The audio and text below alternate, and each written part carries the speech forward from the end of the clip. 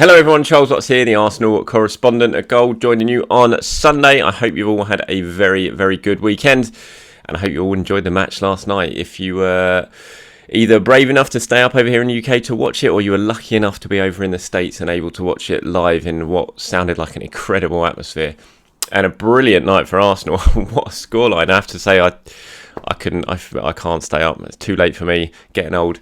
Two young kids taking it out of me. But I watched it all kind of this morning, and yeah, what a result, what a performance. Fantastic way to end the US tour. Absolutely thumping Chelsea 4-0. I know it's only pre-season, and Mikel has made that very clear in his post-match press conference, but still, it's nice to beat Chelsea 4-0 in any sort of context, and just a really, really positive display from Arsenal, and through all areas of the pitch, some really encouraging signs ahead of the season. Got one game left of pre-season now against Sevilla, and Arsenal, I think we've all watched in recent summers, Arsenal just feel totally unprepared going into a league season, and it feels very, very different this summer. I think I'm probably putting a kiss of death on things now. They'll go and get spanked 3-0 at Selhurst Park in under 10 days time, whatever it is.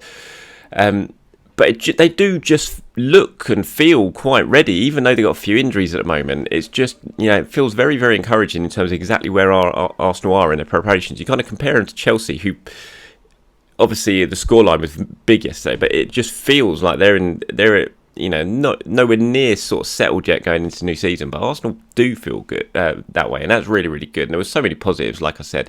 Again, Gabriel Jesus scoring yet another goal, 4 for pre-season for him now. Brilliant finish as well. Really lovely ball from Granit Xhaka to set up the chance as well.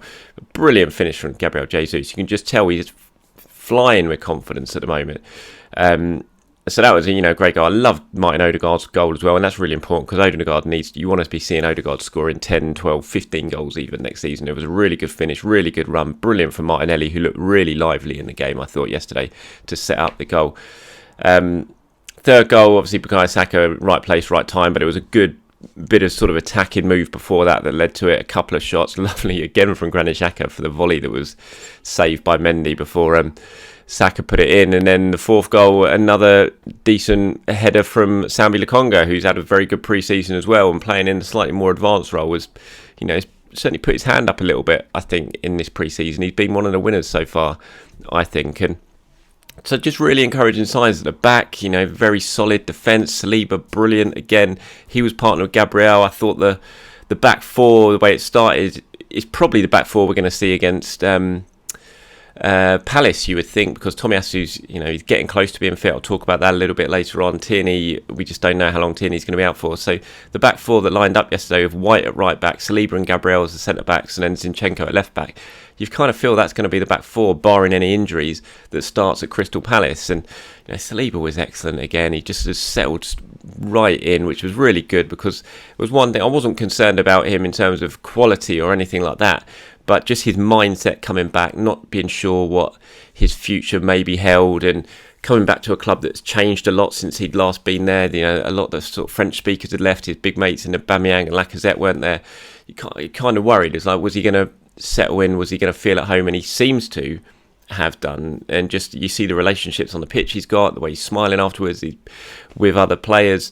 It just feels like he settled in really well, and that's really encouraging. Mikel Arteta was talking about it after the game, and I'll get to that in a little bit. But this is what Mikel had to say about the match itself. He said there are a lot of positives to take from the game, the way we played, the intensity we showed, the way we are trying to show who we are as a team. But at the same time, it is just a test match. Let's not get carried away. There are still a lot of things that we have to do better.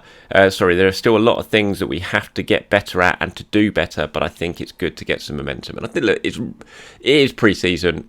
100%. So results, yes, you prefer to win, but it's not the be all and end all. But what you want to see is performances. What you want to see is encouraging signs to take into the new season. And I think it's very hard not to have watched what Arsenal have done so far in pre-season, not to see some of the partnerships that seem to be beginning to build, not to watch how the main new boy has settled in. Zinchenko was impressive yesterday in that 45 minutes.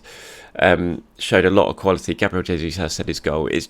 It's positive, and hopefully now everyone who's fit at the moment can stay injury free. They can go in, have one last game against Sevilla. There might be a behind closed doors game this week, at Colney. Not 100% sure on that yet, but there is a possibility. Last time I spoke to someone about it, there was a possibility of squeezing one in. And then obviously it's a severe game on Saturday. Get through that unscathed. And then hopefully Arsenal are going to be going into the new season against Crystal Palace in very, very good shape. And there was lots to like about that performance yesterday. And the atmosphere was brilliant as well. It was great. There was lots of Chelsea fans, lots of Arsenal fans. It was a proper good way to end pre-season. Arsenal obviously getting their hands on some silverware as well in the Florida Cup, which it's just a Florida Cup, but still, again, in pre-season it's nice to have that sort of winning feeling. So yeah, tell me guys what you thought. Did you watch the game? What did you think? Who were you most impressed by? What are you most excited by in pre-season so far? What are you most concerned by in pre-season so far? Let me know, as always, in any of your comments below. So Mikel was speaking. I'll go through some of the stuff he had to say after the game. Now, he was talking about transfers as well, and the squad and the injuries, things like that. And certainly from what he's had to say again in the build-up to the game against Chelsea and the post-match stuff against Chelsea, he's certainly hinting that Arsenal are not done yet in the transfer market. And that's what we all kind of presume as well. With if the opportunity presents itself, I don't think Arsenal, yes, they've spent 115 million, yes, they've brought in 5 players, but I don't think they're done yet. As I've said in a couple of videos, and the piece I wrote yesterday looking that went out on Goal about what's next for Arsenal in the window, there is still an opportunity to improve the squad if they can get the player they want. And so what he had to say yesterday about sort of transfers. He said, obviously at the moment we have injuries. You can see that we are still a little bit short in some positions for the way we want to play, but it is something that we are trying to address. We have increased the quality of the team for sure, and the level of the squad is obviously something that we want to keep raising. So very clear there that Arteta doesn't think Arsenal are done there, and if he wants, if possible, to bring in further players. He spent a lot of time with the owners in the last week. They were with the squad for 2 days straight. The owners, lots of meetings, lots of talks. Mikel was speaking about that. There was stuff on the Arsenal.com website where he's talking about the owners and the time they spent together. He said it was very relaxed, in a good relaxed setting. They spoke with them a lot, and he had lots of really nice things to say about the owners, which is interesting. I thought I might talk about that a little bit more in tomorrow's video, because I thought it was quite interesting what he had to say. But they've certainly put money up. You can't deny it. Arsenal spent more than anyone else in Europe last season, spent more than anyone else in Europe, I think, this season, or level with Tottenham at the moment this season. So they are spending money, the Cronkies. They are finding money. They are allowing Arsenal to spend.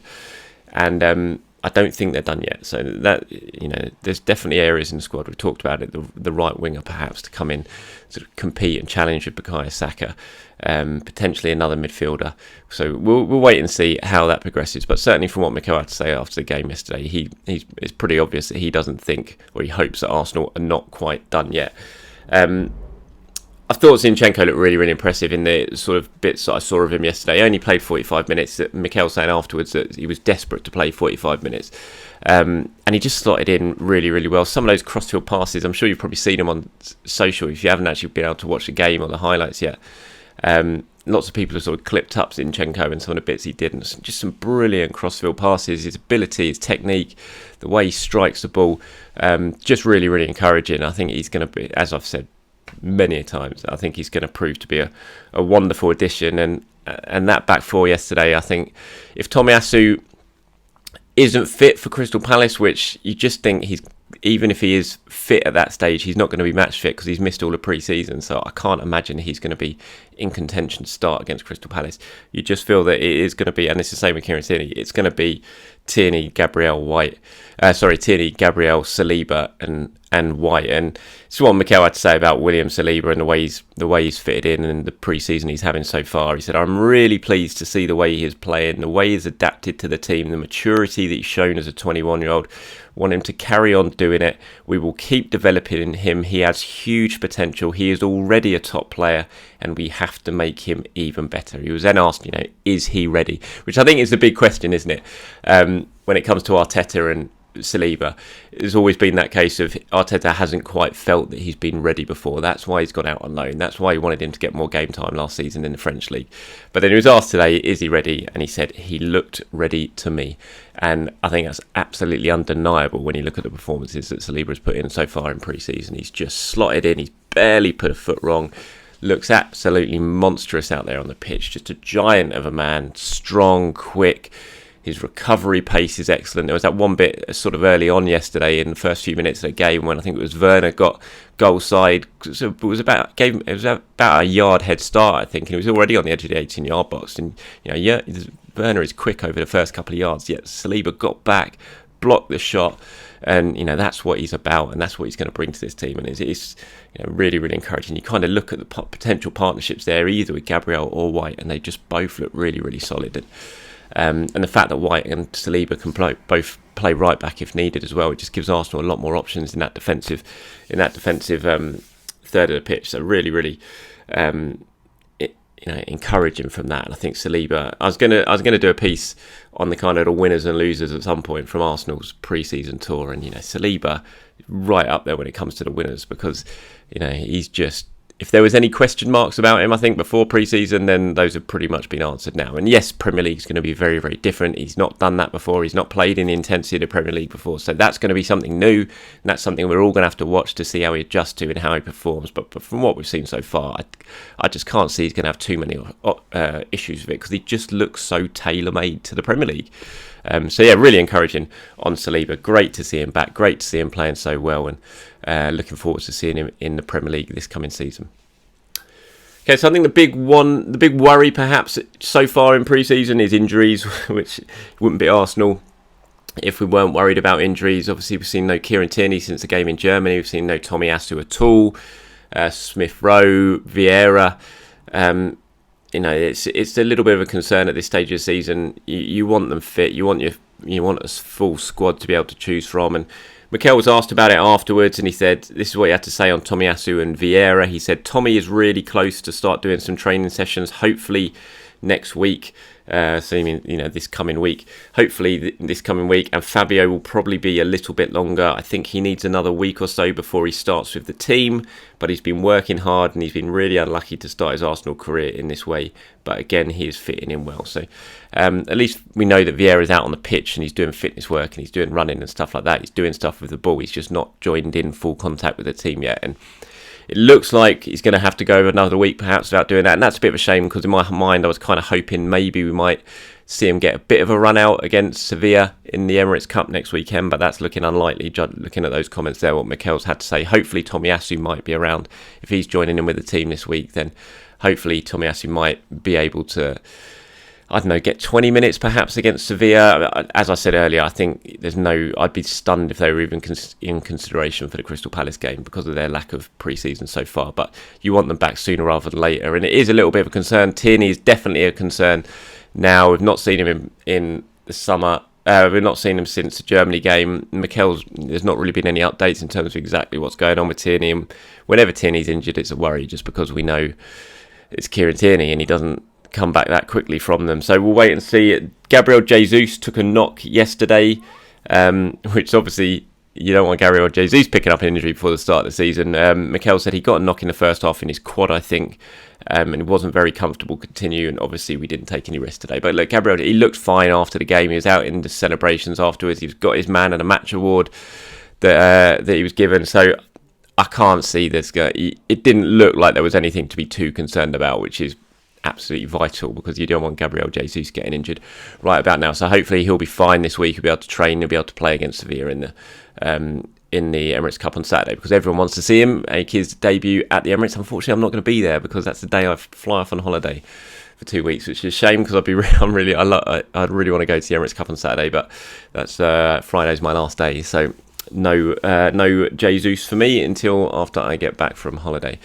And that's about it for today. So please do let me know what you thought of anything in this video, anything you've seen in the US tour. How excited, as I said, are you by what you've seen from Arsenal so far? What concerns you? And anything you want to say, anything Arsenal related at all, just let me know in the comments below. As always, thank you very much for watching, everyone. Please do enjoy the rest of your weekend. I'll speak to you soon.